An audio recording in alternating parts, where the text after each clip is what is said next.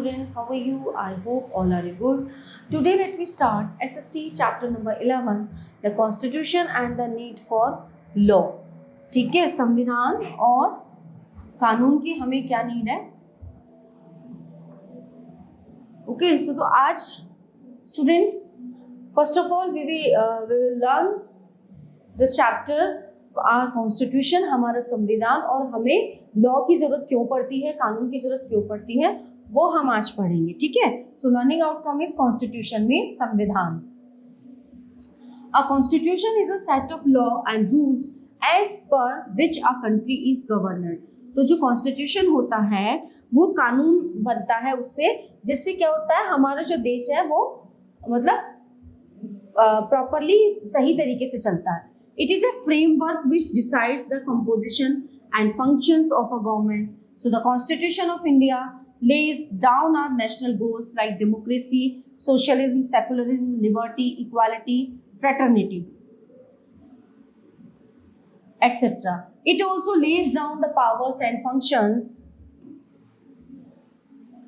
of the government. It defines the rights and duties of the citizens and regulates the relations between the citizens and state. It performs the dual function of regulating the government as well as safeguarding the rights of the citizens. It is our duty to respect our constitution. Our constitution may be in a written form as in India, France and USA, or unwritten as in Great Britain. तो ये पहला संविधान है जो भारत में लिखित रूप में है और जिसको हमें मानना होता है और इसके अकॉर्डिंग ही हमें चलना होता है. क्यों, क्या होता है ना, सिर्फ जो हमारा देश है वो स्मूथ तरीके से चलता है, जो हमारी कंट्री है, ठीक है, स्मूथ फंक्शनिंग होती है उसकी. Importance of our constitution. In the present age of democracy the power to govern is exercised by the representatives of the people and they are also accountable to the people. Thus, they cannot be allowed to exercise the power according to their sweet will. So, they are bound by certain principles. The state is an association of associations. Every association works according to certain rules. These principles put a check on arbitrary use of power by any person and ensure individual liberty. So these principles determine the setup of organs of the government, their power, mutual relations, and the rights and duties of the citizens. Thus, the constitution is very important in a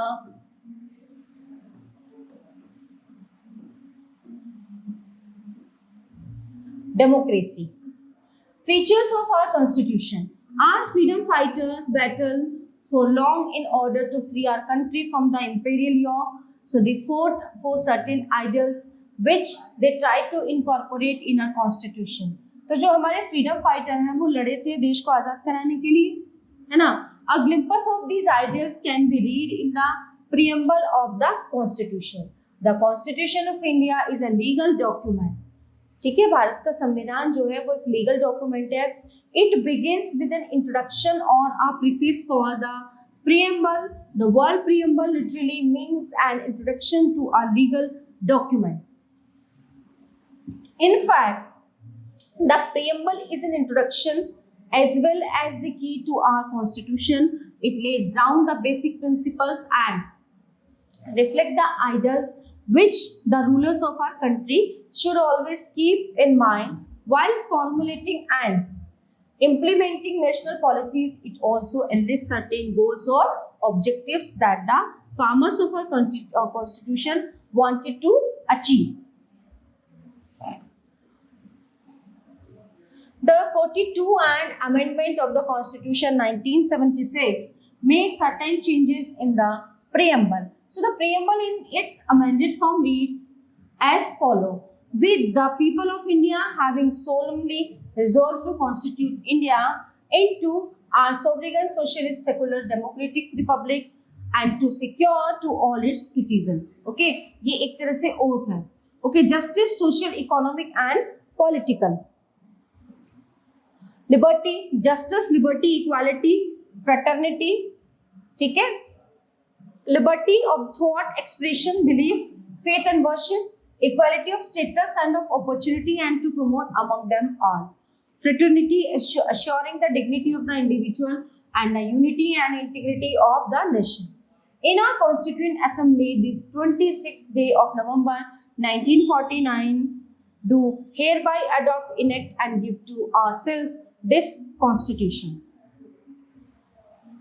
The preamble reflects the true spirit of the Constitution. It showcases that the people of India are the real authority. This supreme document of the land has been prepared by the people's representatives. Okay, so the nature and goals of the Constitution are expressed through the words sovereign, socialist, secular, democratic, republic. It is to be noted that in the original Constitution, so the preamble mentioned sovereign, democratic, republic and unity of nation.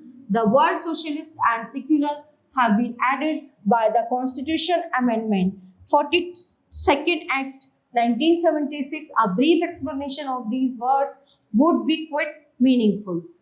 Sovereign. After gaining independence, India became a sovereign state governed by its own set of rules and laws. This means that India is no longer a dependency of the British Empire. It is no longer subject to any external power. It is free to make all decisions regarding its internal and external matters. It can establish relations with any foreign country and no outside power can interfere in the internal affairs of our country. Socialist. A socialist state is the one where everyone has an equal right and opportunity to benefit from the country's wealth and resources.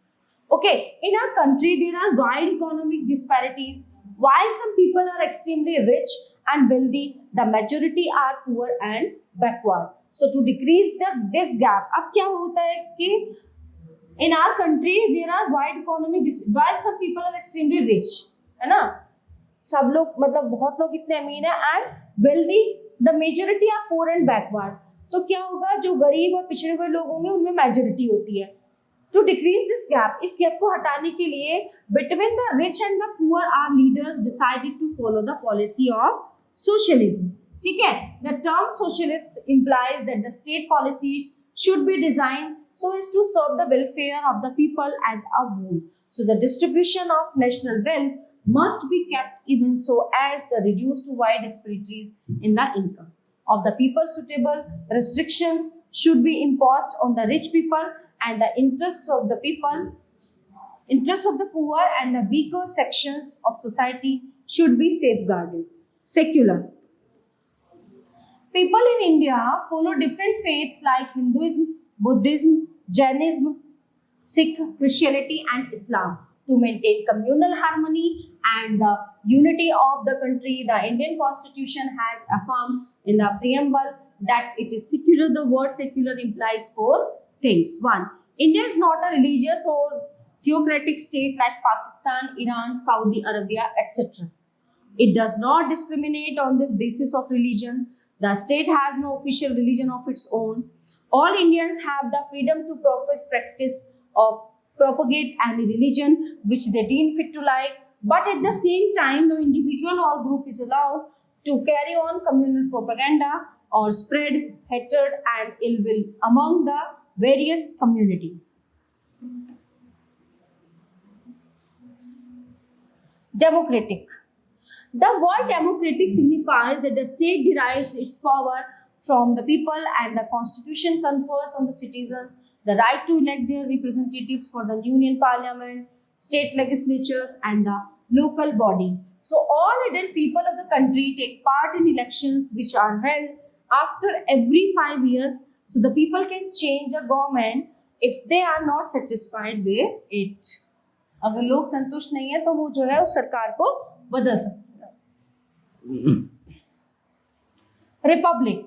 A republic is a state where the head of the state is a popularly elected person for a defined and fixed period of time. It is opposed to monarchy where the king is a hereditary ruler.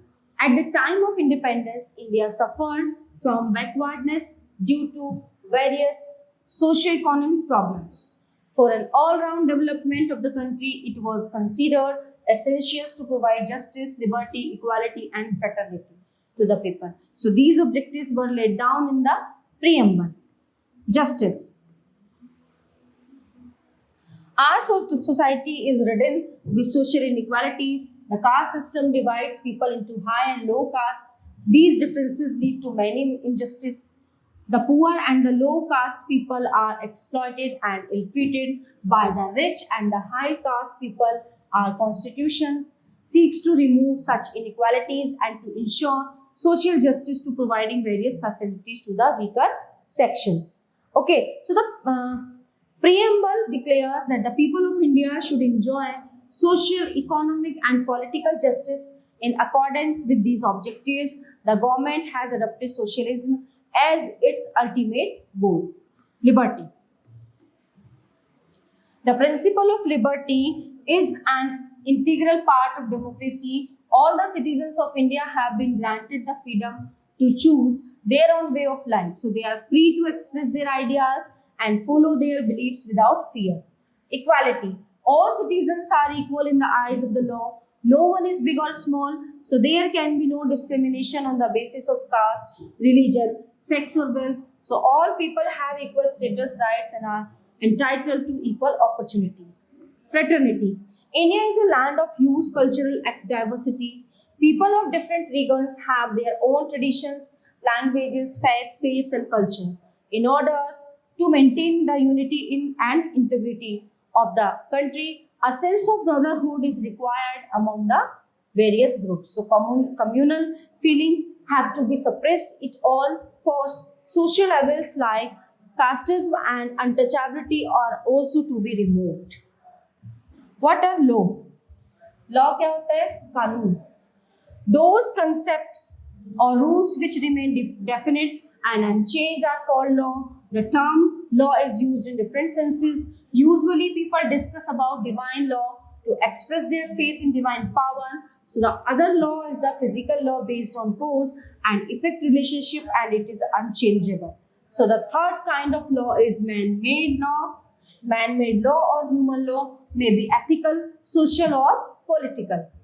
According to the Henry Sidgwick, laws are general directions so as to the conduct of the community for disobedience to which a penalty of some kind will normally be inflicted by the authority of government. T. Holland defines a law as a general rule of external human action enforced by a sovereign political authority. Some characteristics of law are as follows. 1. Law is an instrument to do a thing systematically. Law regulates the external life of the individual. 3. Law is enforced by a determined human authority. State is a sole political organization. Okay, no rule can take the form of law until it is approved by the state. Need for law.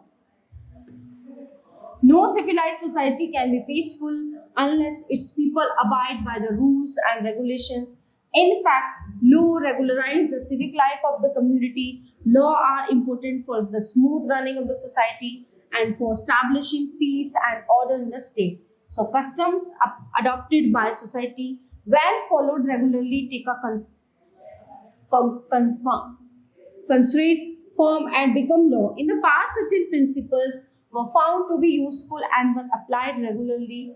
Thus, they were recognized as law. So, these customs cannot be ignored by the state. But if there are any social and religious customs like child marriage, okay, infanticide, sati system, and practice of dowry that hamper its progress and that of the country, they must be removed or at the earliest, otherwise, so they will destroy social structure and hinder national progress. Dowry is banned and punishable in India by the Dowry Prohibition Act of 1962. Deep-rooted evils cannot be removed all at once, but continuous efforts and more strengthened law help to reform the society. The constitution and the law, their relations. In pre-democracy days, the command and order of the ruler was regarded as a law. In the present world, in a democracy, elected legislatures make law for the good of the common people. But in a democracy too, sometimes certain laws are not approved by all, while some law might appear unjust from individual point of view.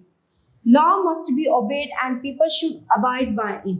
So, however, this does not mean that law should not be opposed because our personal interest is not involved. If a person feels that a law is harmful to the society, so he must oppose it.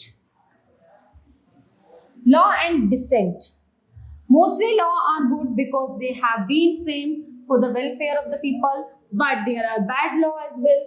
People oppose all such bad law, so there is always a spirit of dissent underlying a bad law along with the spirit of acceptance in case of a good law. During the British rule, numerous unjust laws were passed by the government. For example, the Vernacular Press Act 1978 tried to put restrictions on vernacular newspaper. In 1905, the partition of Bengal was effected. In 1930, the unjust salt law was passed. Gandhiji launched the Satyagraha against it. Through Dandi March, he violated the salt law. At his call, people began to defy law and orders of the government. So there were strikes and demonstrations all over the country. So the people boycott foreign goods and refused to pay taxes. Okay, soon this movement gained strength. So the government followed a repressive policy to put it down. But these repressive measures failed to crush the spirit of Indians.